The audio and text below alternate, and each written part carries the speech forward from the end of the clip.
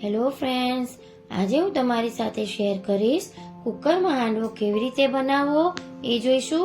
હાંડવો આમ તો પેનમાં પણ બને છે, પણ એમાં સમય વધારે લાગે છે અને તમારે વધારે ક્વોન્ટિટીમાં 4-5 વ્યક્તિ માટે બનાવવો હોય તો કુકરમાં તમે એકદમ ઓછા સમયમાં બનાવી શકો છો, જેને તમે ચા કે કેચઅપ સાથે ખાઈ શકો છો.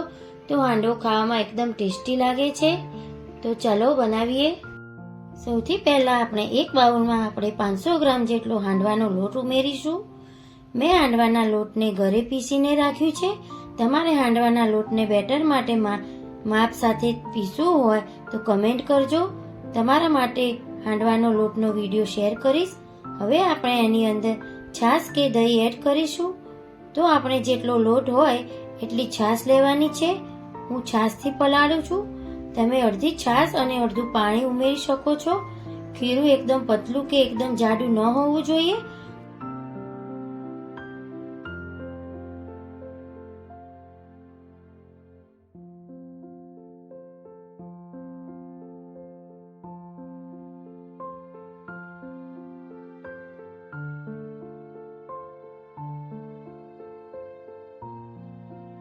તો હવે થોડું મીઠું ઉમેરી દઈશું.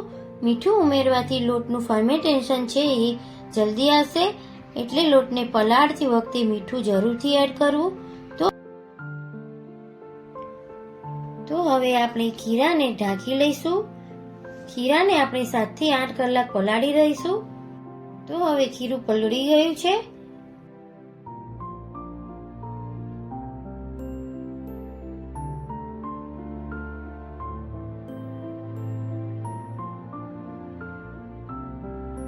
તમે જોઈ શકો છો આથો સરસ આવી ગયો છે.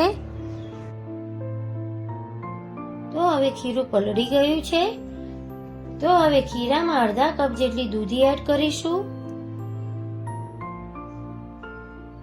અડધા કપ જેટલા મકાઈના દાણા એડ કરીશું.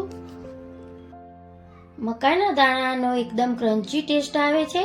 તમે ગાજર પણ એડ કરી શકો છો. 2 ટીસ્પૂન આદુ મરચાં લસણની પેસ્ટ એડ કરીશું. સારી રીતે મિક્સ કરી દઈશું.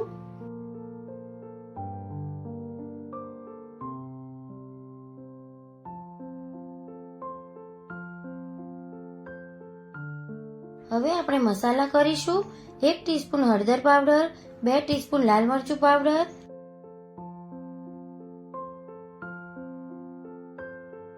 1 ટીસ્પૂન ધાણા જીરું પાવડર, 1 ટીસ્પૂન મીઠું.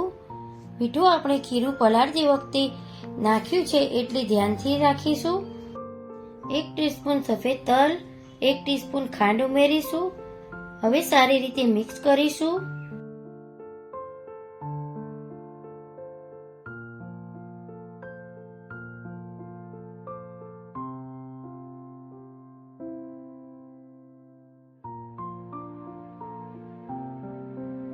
બે ટીસ્પૂન લીલા ધાણા એડ કરીશું.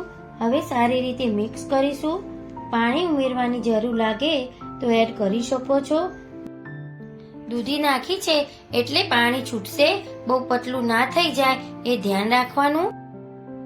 હવે આપણે વઘાર કરીશું. તો આપણે 100 ml જેટલું તેલ એડ કરીશું. તેલ ગરમ થઈ જાય એટલે 1/2 ટીસ્પૂન રાઈ એડ કરીશું અને 1/2 ટીસ્પૂન જીરું એડ કરીશું. અડધી ટીસ્પૂન હિંગ ઉમેરીશું.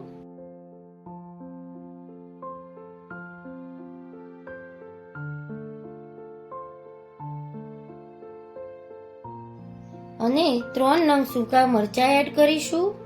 લીમડાના પાન એડ કરીશું.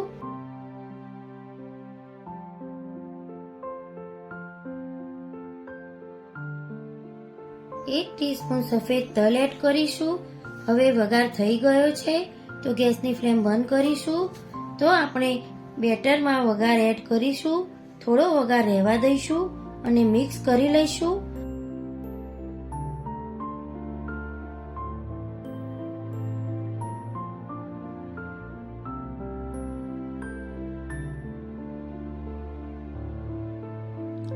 તો હવે આપણે 1 ટીસ્પૂન ખાવાના સોડા એડ કરીને સારી રીતે મિક્સ કરી લઈશું.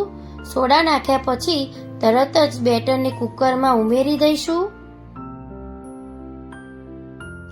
હવે આપણે કુકરને ગરમ કરવા મૂકી દઈશું.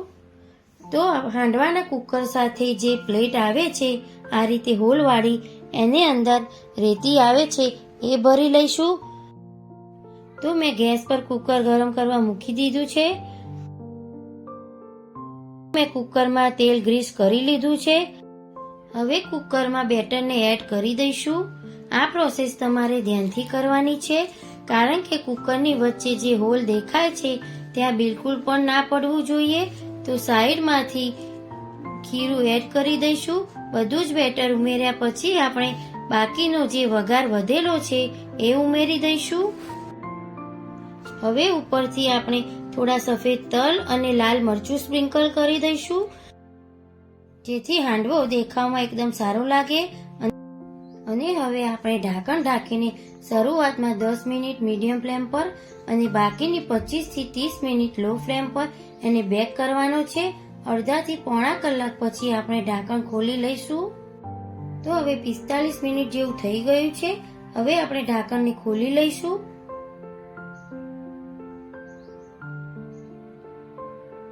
અને આપણે સેન્ટરમાં ચપ્પુ નાખીને ચેક કરવાનું છે હાંડવો આપણો કૂક થયો છે કે નહીં. તો અહીંયા આ ચપ્પુ એકદમ ક્લીન બહાર આવ્યું છે, સહેજ પણ ચોટ્યું નથી, મતલબ હાંડવો બિલકુલ પણ કાચો નથી. તો સરસ બેક થઈ ગયો છે. હાંડવો આપણો તૈયાર છે. તો હાંડવાને આ રીતે તાવેતો લેવાનો અને જે રીતે હું વિડીયોમાં બતાવું છું એ રીતે કરવાનું છે. અત્યારે હું આને ગરમ સર્વ કરી રહી છું, એટલે કાઢતી વખતે થોડો તૂટશે, પણ ઠંડો થઈ જાય પછી જો તમે આને સર્વ કરશો તો બિલકુલ પણ નહીં તૂટે અને એકદમ સરસ રીતે બહાર આવી જશે. તૈયાર છે આપણો હાંડવો.